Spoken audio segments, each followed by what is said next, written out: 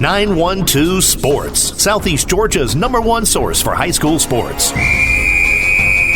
Welcome to On Air with 912 Sports, a weekly look at high school sports in Southeast Georgia, featuring coaches, players, and journalists who know the ins and outs of prep athletics. Presented by the award-winning writers and broadcasters of 912 Sports, and sponsored by Coastal Pines Technical College, Robbie Robertson Ford in Waycross, Kim Smoke, licensed realtor with Crossway Realty, Summit Sports Medicine and Orthopedic Surgery, Prime South Bank, and Gibson Animal Clinic. Now, this week's headline. Welcome, sports fans. With only 3 weeks left in the regular season, things are about to get serious. Playoff seeding, region championships, it's all on the line. This week's Game of the Week features Swainsboro at Jeff Davis for a region championship, possibly. At the very least, first place in Region 2-2A. Tonight's show will feature the Ross's recap. Kevin Price will look back at the Brunswick-Richmond Hill game. And I'll re-examine the Ware County Gators' dominating win over the Warner Robins Demons.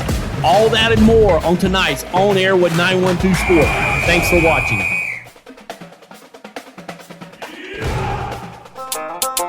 Play it loud and rev it up.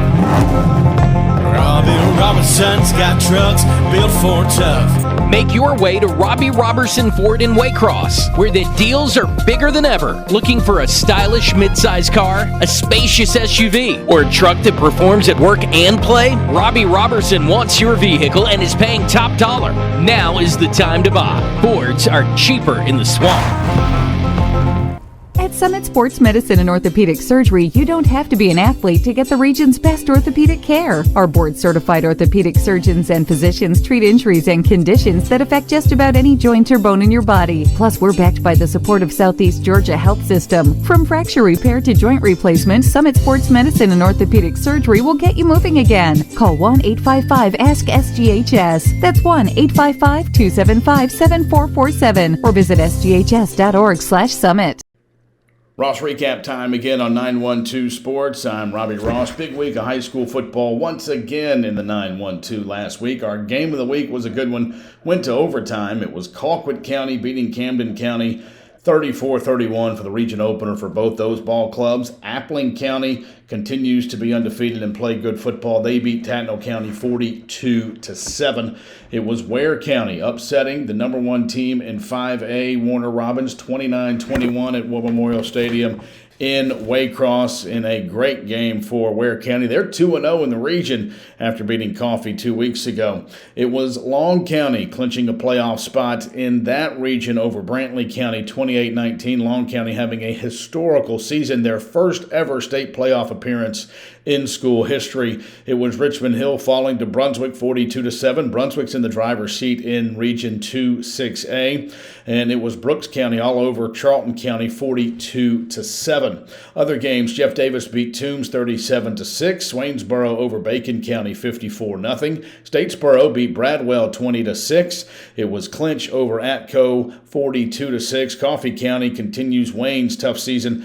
Coffee County wins that one 48-0. Effingham County upset Glen Academy in Effingham County 20-14, the final score there. Frederica Academy opens up region play against Bullock Academy. Frederica getting well with Thomas Veal back at the helm at quarterback after an injury. They've won 2 in a row. They won 34-7. Liberty County beat Savannah 37-10. It was Metter over McIntosh 28-6.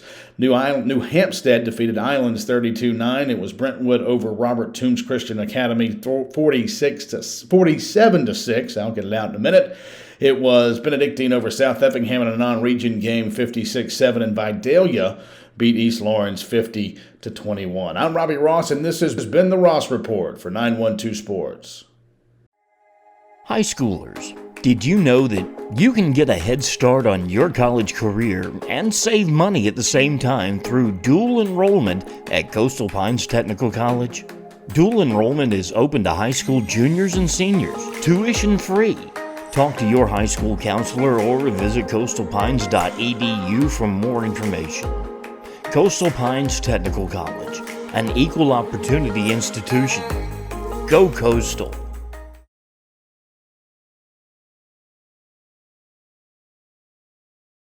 Gibson Animal Clinic is ready to help with your animals. From cats to dogs to horses, we treat them all. Call on us for grooming, bathing, boarding, and more serious things like surgery, dentistry, spay, neuter, immunizations, heartworm prevention, flea control, complete lab testing, radiology, preventive health care.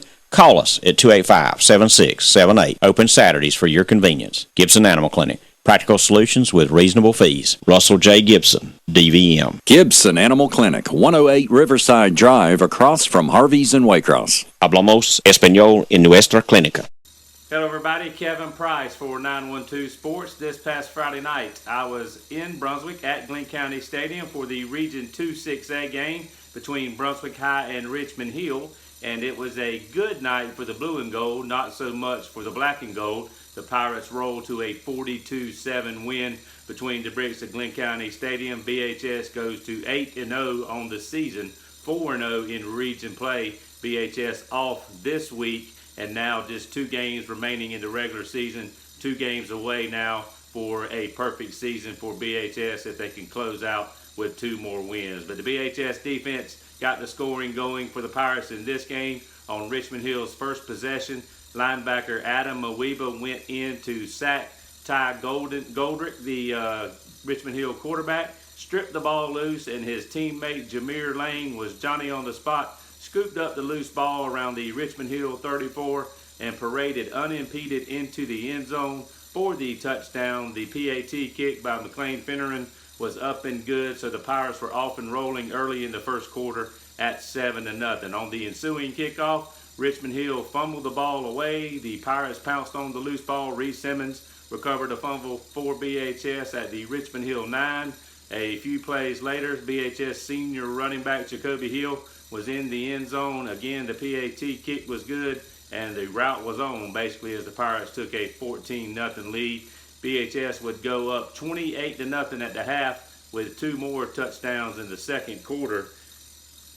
Jacoby Hill had a 22-yard touchdown run on a 3rd and 3 carry in the second quarter. The interesting thing about this, he scored right in front of former BHS players from the 1960s and 70s who were at the ball game, and it was just announced that they were sitting in that end zone in the athletic center there as a group, and Jacoby Hill scored right in front of those guys. And right before the half ended, the Pirates went 79 yards in 2 plays through 2 passes, one from Sutton Ellis to Kevin Thomas. That one covered 41 yards, and then the touchdown pass was a 38-yarder from Sutton Ellis to Kevin Thomas, who went up over the Richmond Hill defensive back, snatched the ball out of midair, caught the ball, landed on his feet, turned around, and just basically jogged the final few yards into the end zone. The PAT kick again good, and the Pirates led 28-0 at intermission. Now coming out in the third quarter, Richmond Hill had the ball first. BHS forced a punt,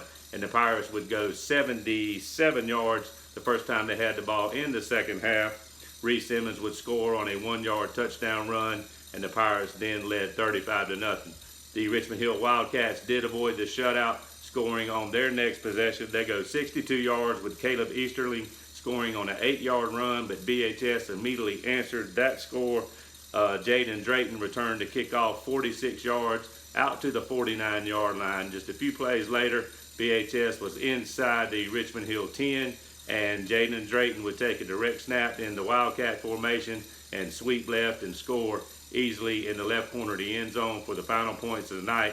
After the PAT, the score was 42-7, a running clock in the fourth quarter, no scoring in the fourth quarter. But the Pirates end the night with 302 total yards. Richmond Hill just 163 yards of offense. So again, Brunswick off this week, sitting on that undefeated record, ranked in the top 5 in the state, trying to close out a perfect season and a perfect run through the region to a region championship. Richmond Hill now 2-5 on the season, 2-2 in region play, and now the Wildcats face a big ball game this Friday night against Glen Academy at home. Both of those teams fighting for their playoff lives, and that seems strange to say.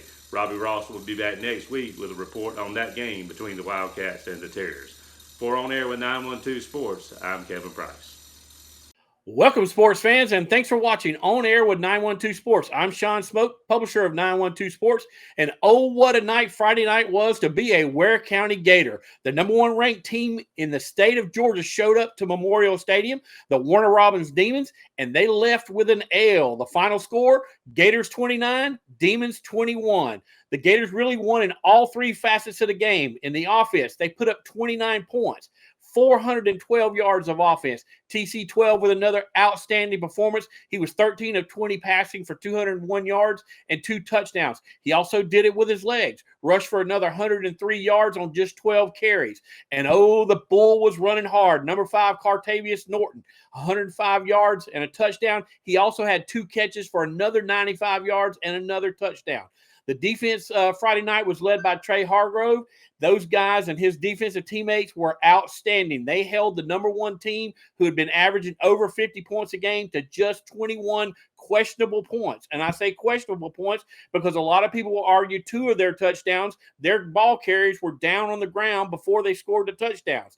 They got a cheap one just before halftime with 2.5 seconds on a flea flicker that a lot of people say the kid was on the ground when he pitched it back. And then a running play in the third quarter where a guy comes out of a pile, goes down to one knee, gets up, scores, and they give him that touchdown. So I say it's questionable. Hey, the points were on the board, so congratulations to the Demons to scoring 21, but the Gators were all as advertised. Also won in special teams. Henry Bates every time with kickbacks except for one, and when they did, the Gators covered very, very well. And oh, by the way, the special teams got a block punt that turned into a safety. So that put another 2 points on the board there for the Gators. Could have been a touchdown, but the guy's foot got out of the back of the end zone, so it was a safety. The final score really wasn't indicative of how dominant the Gators were in this ball game. The score could have actually been a lot worse. Again, the Gators win in all 3 phases of the game. Oh, and by the way, the coaching was phenomenal. The Gators had an answer for everything Warner Robins did, and really Warner Robins did not have an answer for what the Gators were trying to do. So hats off to Coach Jason Strickland and that entire Gator staff on a fantastic job of having their guys ready to play on Friday night. The bottom line is, folks, if the Ware County Gators keep playing complete games and winning in all 3 phases of the game, they're going to be tough to beat. Got 2 more region games. They're off this week. Then they got to make the trip up to Veterans and then play Wayne at home. If they can get those 2 wins, they're going to go into the playoffs as a number 1 seed and be guaranteed a home game in the first round. If they win that, they'll be guaranteed the second game as at Memorial Stadium. So a lot riding on these next 2 games there for the Gators. But again, a fantastic job Friday night beating the number 1 team ranked in the state of Georgia, the Warner Robins Demons. They go down to defeat as the Gators win 29-21. I'm Sean Smoke reporting for 912 Sports. Welcome, sports fans, and thanks for watching On Air with 912 Sports. I'm Sean Smoke, publisher of 912 Sports, and joined here by Coach Lance Helton of the Jeff Davis Yellow Jackets. Coach, how you doing today, buddy? Man, I'm fine as frog here on this Sunday, man. I'm doing well. How are you?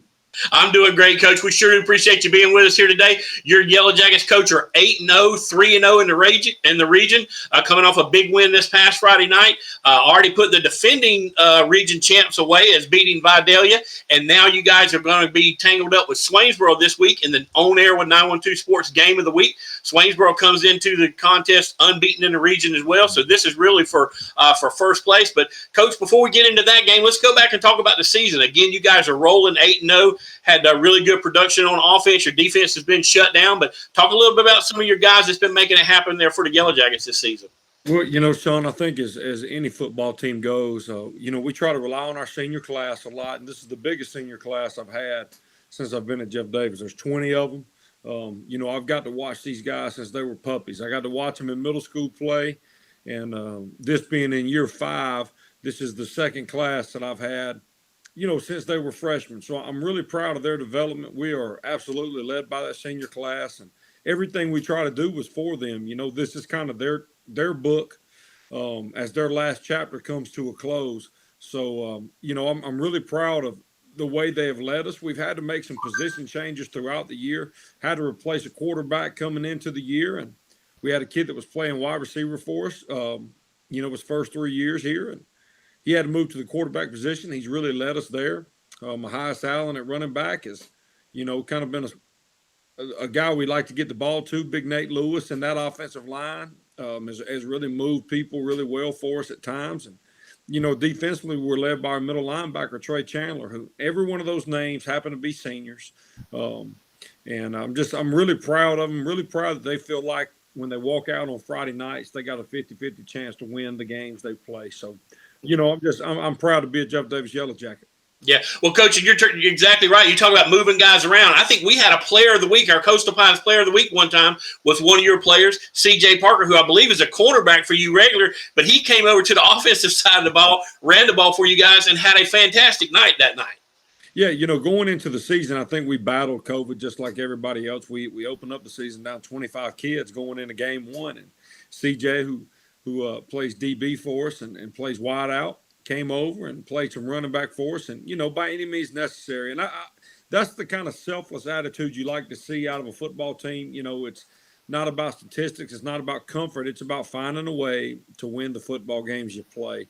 And this week won't be any different. This will be our biggest test of the year coming up at home this Friday against Swainsboro. Right. And Coach, let's get into that game a little bit. Swainsboro comes into the contest undefeated in the region as well. They still got some of the big dogs left to play. You already played Vidal. You've already played Toombs, which I believe were both playoff teams. I can't remember if Toombs did, but I know Vidal, you won the region last year. So you guys are, have played already with some of those bigger names there in the region. But talk a little bit about Swainsboro and what you're going to see on the offensive side of the ball when they come to town in the Pine League. Yeah, they were really young last year, and old Coach Holmes that I worked for so many years, he always kind of said, if they'll bark when they're a puppy, they'll bite you when they're a dog. And those guys are kind of grown up, and Swainsboro is just flying around. They play with reckless abandon. They're nasty on defense. They're extremely athletic in all three phases of the game, and they've got a quarterback that leads them that I'm telling you now, he's bad to the bone. He's a bad guy.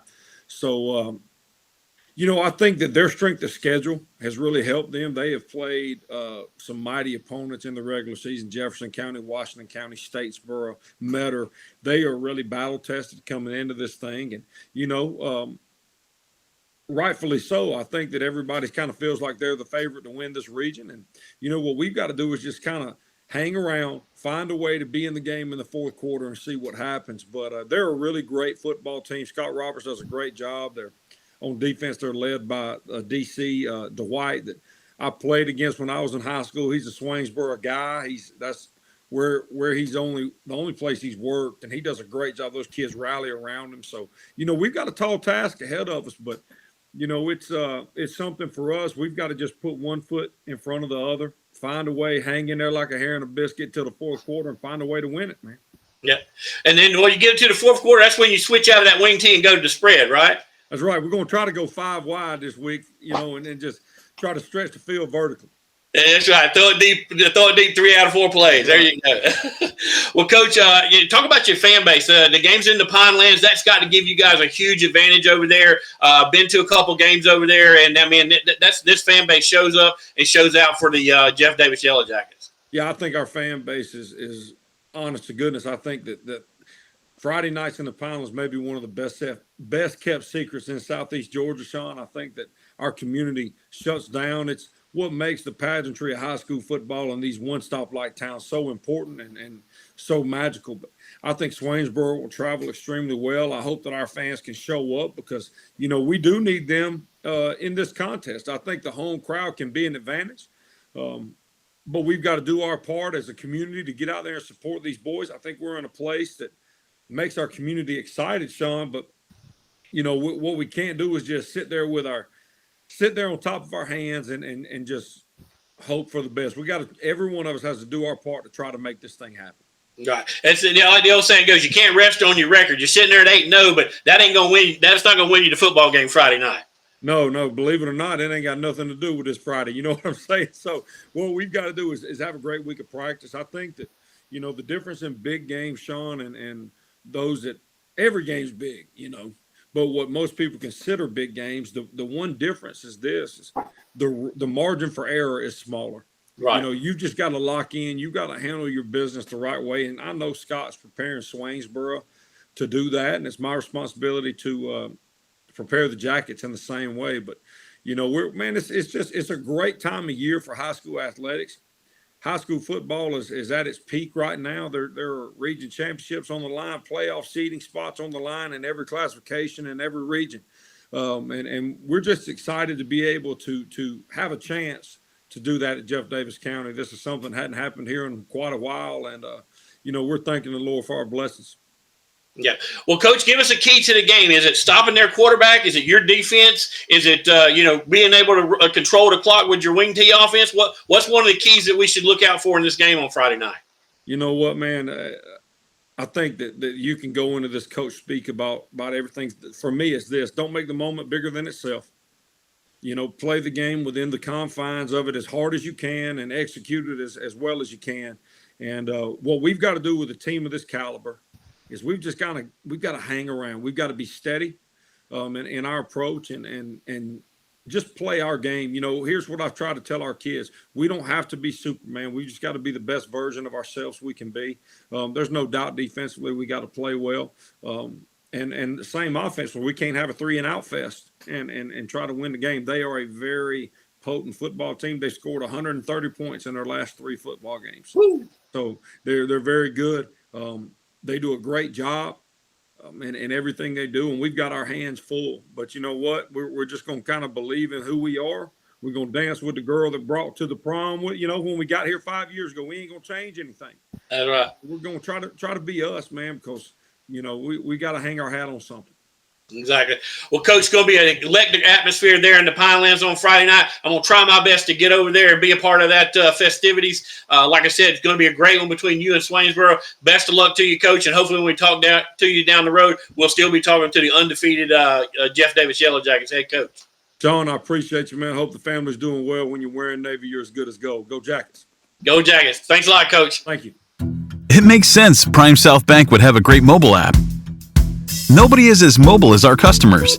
For a century, they've chased dreams, followed their hearts, took the road less taken, made a new path, taken leaps of faith. At Prime South, offering the latest digital banking, secure pay apps, and new online lending is part of a mobile tradition that goes way back. Life is mobile. So is Prime South. Find your Prime. Member FDIC. At Summit Sports Medicine and Orthopedic Surgery, you don't have to be an athlete to get the region's best orthopedic care. Our board-certified orthopedic surgeons and physicians treat injuries and conditions that affect just about any joint or bone in your body. Plus, we're backed by the support of Southeast Georgia Health System. From fracture repair to joint replacement, Summit Sports Medicine and Orthopedic Surgery will get you moving again. Call 1-855-ASK-SGHS. That's 1-855-275-7447 or visit sghs.org/summit.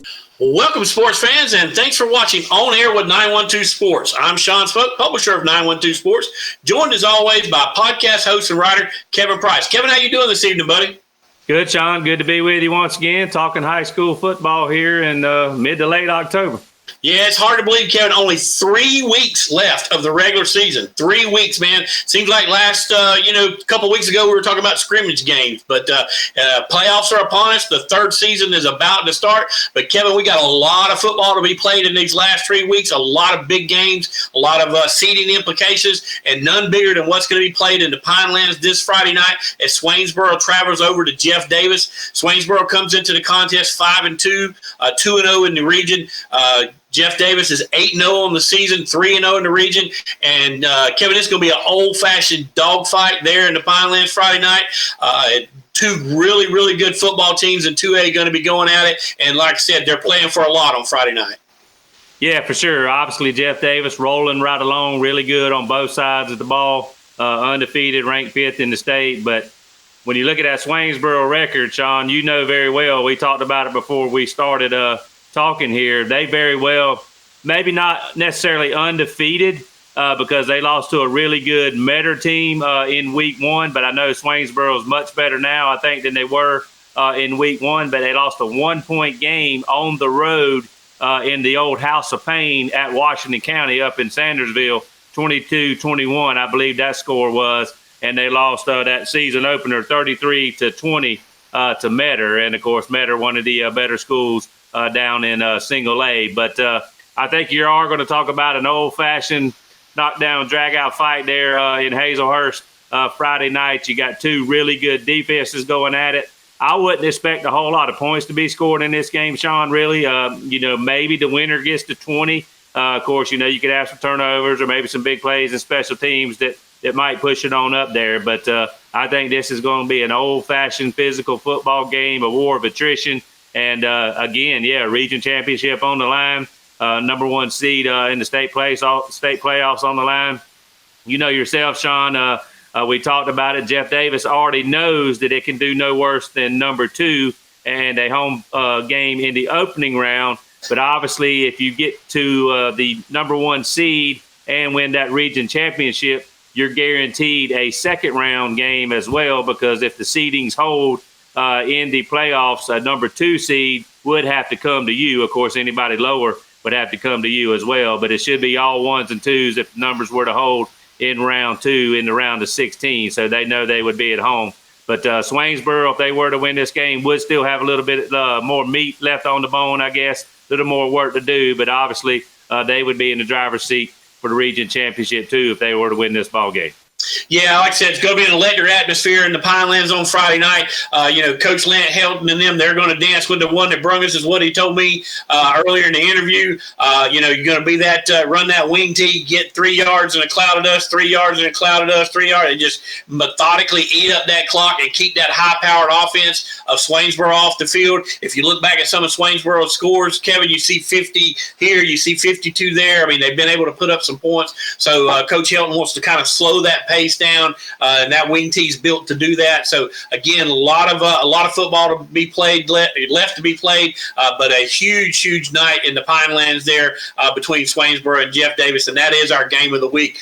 Staying right there in that same region, Kevin, got another a city-county kind of championship going on as Vidalia travels to Toombs County. You're very familiar with this, Kevin, with the Brunswick Glen thing. The same thing happens over there in Toombs County every year.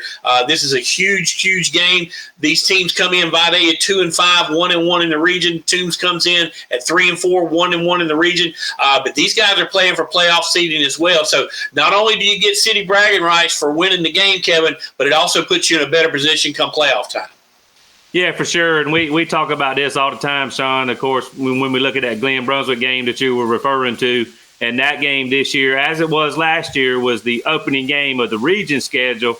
But everybody gets all jacked up and all fired up about those city bragging rights, about that city championship. But everybody, except for maybe the football teams themselves, forget that it is a region game. And when you kind of get down to where we are now and start talking about tiebreakers and head-to-head deals and all that, if you were to lose a tough one like actually Glen Academy did this year, 17-14 in overtime, or like the couple of previous games before when those games were close, you're like, oh, man, you kind of agonize over it because that game could make the difference in playoff seedings, dropping down a seed or whatever, losing that close ball game. Not only did you lose the city championship, you lost maybe a better position in the region pecking order as well. So that's kind of the deal here with Vidalia and Toombs. Of course, the rivalries at stake, bragging rights for the next 365 days. But these two teams, again, like you said, fighting for a better standing in the playoff race and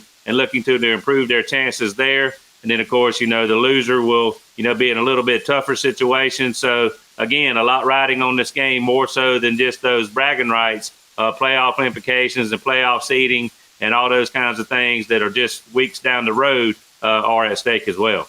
Yeah, a loss Friday night, like you say, Kevin, could wind up stinging twice. So right, exactly. But moving right along, another big game here, Kevin, in the 912 that's got playoff implications. Camden has to travel over to Tifton. Camden in that battle last Friday night with Colquitt County lost 34-31 in overtime. Just a hard-fought football game down there at Chris Gilman Stadium. Camden came up a little bit short. Tiff losing the Lounge. So both of these teams are already in the loss column in this small 14 region. They all know they're going to make the playoffs, but that seeding sure will make a difference for them. So Camden a lot to play for. Camden wins this one and gets a win against Lowndes next week. They can put themselves in a 3-way tie for first place in this region. So still a lot on the table for Camden to play for. And listen, Tiff can put themselves in the same position. A lot of things have got to go their way, but they can do the same thing. So, a lot riding on this second region game there in Region 1 7A.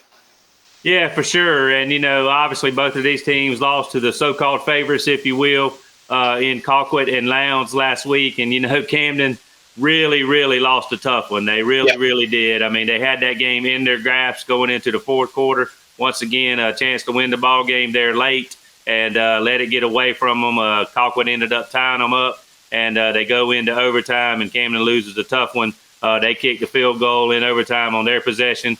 Colquitt gets it to the end zone and, beats the Wildcats there in Chris Gilman Stadium. And, Coach Herron has to be wondering, what do we have to do to win a close ball game? Well, I tell you what, Colquitt, again, much like Marietta, probably much like Coffee, the teams that have beaten Camden in the fourth quarter, they've been under the same coaching staff. They've had their program down there installed for several years. Their kids believe when it comes time in the crunch to win the ball game, much like those old Camden teams under Jeff Herron believe. This team, I'm not saying they don't go out there and give it their all. I'm not saying they're not talented, but there is at least a little bit of doubt in their minds when they get in a tight ball game or when something goes a little bit awry in those tight ball games and they just don't answer the bell and it comes back to haunt them and they lose. But this team keeps chipping away, Sean, keeps chipping away. And if they continue to do that, this is going to turn, hopefully this season, but definitely I think so in the next couple of years to come. When you get the physical talent going, the development of the players going, all the stars aligning with the coaching coming together, then these type victories that Camden is used to getting under this same regime led by Coach Herron will start to turn their way. But this season's not over yet. They can win this game against Tiff. Obviously, Sean, if they do, that should mean at least a third seed.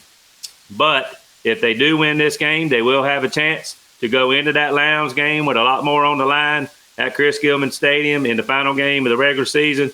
3-game sprint in the region for the region schedule with just the 4-team region. And that, at the very least, could mean a chance to play for a number 2 seed and a chance to host a playoff game. And when we're talking about the difference between 2 and 3 or 2 and 4, well, in 7A, you're talking about a team coming down from Metro Atlanta, possibly above the downtown area, all the way down here to as far as you can go in South Georgia without getting into the Sunshine State of Florida to play. And if you don't handle that well, that's a factor. And if you don't believe me, go ask somebody who's done it like Coach Herron. And you will know that it is a big factor to get on that bus and do that all in one day, or even if you do it the night before. You have to know how to travel just like you have to know how to win. And that is a big factor. So if Camden can be at home, that would be a bonus. Of course, they have traveled to Marietta this year. They have traveled to Warner Robins in the past, so they know how to travel as well, but it's much easier to stay at home. So, hopefully Camden can get this one Friday night and make that game against Lowndes mean something, and maybe that's where the Wildcats get their signature victory in 2021. Exactly. But again, if they win against Tiff, the good thing about it is Lowndes has got to come to Chris Gilman. So that'll be a huge, huge night down there for Camden County football. But moving right along, Kevin, we've got Glenn at Richmond Hill. Both of these teams, Kevin, still in the playoff hunt, but coming off a loss. Another loss could mean elimination from the playoffs. Not necessarily, but it could mean. Glenn Academy dropped one to Effingham this past Friday night, and Richmond Hill dropped one to Brunswick this past Friday night. So this game's going to be a battle of who can pick herself up and dust herself off and get back in the win column there Friday night over in Richmond Hill, who is only playing their third home game of the season right now. Yeah, Sean, and we knew that Richmond Hill might be in rebuilding mode this year, and I think it's safe to say they definitely are. With Glen Academy, we felt like they might start slow just like they always do, particularly with them, switching offenses, going from that shotgun triple option offense to a spread offense that wants to throw the football. I'm not sure they've thrown it around a lot like I thought they were. Rock always kind of likes to kid about that, but I really thought they were going to throw it around more than they usually do. They probably run the ball just as much as they have in the past. Sean, they've been inconsistent offensively all year long. They were this past Friday night against Effingham, and it cost them. They lost 20-14 on the road. And so when you look at this game, both teams losing records. Kind of strange to say this late in the season. Richmond Hill with just 2 wins overall, Glen Academy with 3. Both of these teams 2-2 in the region. And, of course, with that Glen loss to Effingham, that really kind of threw a monkey wrench into the situation. And when you look at things, I'm just going to keep it simple right now because we could do a whole show on tiebreakers in this scenario. But, yeah, I mean, both of these teams could find themselves, if they were to lose this game and pick up that third loss, depending on how things happen around the region in these next couple of weeks, down there in that so-called fourth slot, figuring out some kind of tiebreaker with more than one team. But also, Sean, depending on who were to lose some of these other games, in particular, Statesboro and Effingham, this game here, whoever loses, it would depend on who they are tied with head to head. Keep in mind that Glenn Academy, if they were to be tied down there with 3 losses with Effingham, well, that's trouble for Glenn because Effingham won the head-to-head. Right. And Effingham still has 2 big ball games. We're going to talk about one coming up, but they still have to play Statesboro and Brunswick. So it's very possible that they could end up with 3 losses. Now, if Statesboro is the one that ends up with 3 losses, and they do still, of course, have to play Effingham, and they do still have to play Glenn, and circle that one because that could be for all the marbles. Who knows as far as the playoff berth goes. But if Glenn were to end up down there with Effingham, then they're in trouble because they lost to Effingham. And then, of course, if they're down there with Statesboro, it's going to be all in who won that game. So Glenn really can't be necessarily tied with Statesboro in that situation. But, so all sorts of things could happen. All these 2 teams can do right now is concentrate on what's in front of them, and that's this ball game Friday night. And it's going to be to their benefit to win this one and possibly try to win out and avoid getting in that 3-loss situation. John, I don't expect a whole lot of points to be scored in this one either. Glenn inconsistent on offense all year long. Richmond Hill didn't show me much offensively Friday night against Brunswick, even though Brunswick's the best team in the region. And, again, this one could be a race to 20. Yeah, well, you figure this, Kevin. They scored 21 points between the 2 of them last Friday night in the 2 games that they played. So, if one of them gets to 20, they're going to consider that a positive night for sure. So, but staying in that same region, Kevin, you got Effingham going over to Bradwell, and Bradwell, they're kind of out of the picture, winless on the season. But Effingham, Kevin, they're pretty much putting themselves in the driver's seat right now. Only the 1 loss right now to Richmond Hill. They got the victory over Glenn. They still got to play Brunswick and South, and they beat South Effingham too, right? Right. So I mean, they're in the driver's seat because I mean, if they get themselves into a situation, they could be playing for a 1 or 2 seed, depending on what happens to Brunswick and what happens in that game versus Brunswick. So a lot to play for Coach John Ford and the Effingham Rebels this Friday night, and really for the rest of the regular season. Like Coach Heron says, no question. I've had a joke about that, so in case he's watching, he might get a kick out of that. I don't know about you, Sean, but sometimes I find myself saying some of these same things that these coaches say, kind of like it is what it is, and we know who says that a lot too. But when you look at Effingham, they've already had their week off in the region rotation, 7-team league, so somebody has to take off every Friday night. So they came out of the gate beating South Effingham in week number 1. I think it was week number 2 where they had their week off, and then they came back and lost to Richmond Hill 28-6 2 weeks ago at Richmond Hill. And then this past Friday night back home in Springfield beat Glenn 20-14 when Glenn was just inept on offense, basically. So, it kind of looks like Richmond Hill kind of Effingham kind of hangs their hat on defense and does just enough, offensively to try to win ball games. And, everything's in front of them, Sean. I mean, they need to win this one here Friday night, not get caught looking ahead. Bradwell, is a game they should win, of course. And then, like I say, they control their own destiny from there. They've got Statesboro and Brunswick back-to-back to finish the season. Brunswick, of course, sitting there undefeated off this week, looking at trying to finish this season out unbeaten 10-0 and 6-0 in the region, just 2 games left on their region schedule with Bradwell and Effingham to close it out. And then, of course, they would also, play, like I said, Brunswick and Statesboro to close out the region schedule. So if they get by this one Friday night, which they should, Effingham, in all essence, controls their own destiny with 2 big ball games left in the final 2 weeks of the season. Yeah, and a big bounce back after dropping the one to Richmond Hill to be able to get that be able to get that victory from Glenn. That was a really good, nice comeback there for Effingham. But Kevin, a lot of more games going on in the 912. We're just going to run through them real quick. We got East Lawrence is going to travel over to Bacon. Brantley, coming off the loss to Long's, got to travel to Tatnall. Irwin's going to be at Charlton. Brooks is going to be at Clinch. A lot of implications there for that region, or that single A region. You've got Coffee going to travel to Veterans. Frederica, coming off a big win, is going to travel up to St. Andrews. Liberty plays Groves on a Thursday night with a chance for Liberty to get one in the win column. Pierce is going to be taking on Long. Scriven's going to be at MCA. New Hampstead's got to travel to Benedictine. Good luck, Coach Kyle Hockman, on drawing that short straw there. Benedictine's very, very tough at home. Just ask the Ware County Gators. They can let you know. So Bullock Academy is going to be traveling over to Robert Toombs Christian Academy. South Effingham is going to be at Statesboro, and Wayne's got to travel to Warner Robins. But a lot of great football, Kevin, being played this Friday night in the 912. A lot of stuff on the line, a lot of playoff implications. So get out and check out a high school football game somewhere close to you. But until next time, may all your check marks go in the win column. Good night, everybody. This has been On Air with 912 Sports. Thank you for joining us. We'll be back next week with more coverage of Southeast Georgia high school sports. On Air with 912 Sports has been brought to you by Summit Sports Medicine and Orthopedic Surgery, Prime South Bank, Gibson Animal Clinic, Coastal Pines Technical College, Robbie Robertson Ford in Waycross, and Kim Smoke, licensed realtor with Crossway Realty. This has been a presentation of 912 Sports, Southeast Georgia's #1 source for high school sports.